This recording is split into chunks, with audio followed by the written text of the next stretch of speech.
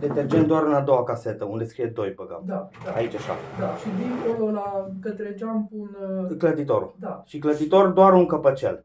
Și la detergent mai pun calgon din ăla. Da, nu e problemă, nu e problemă.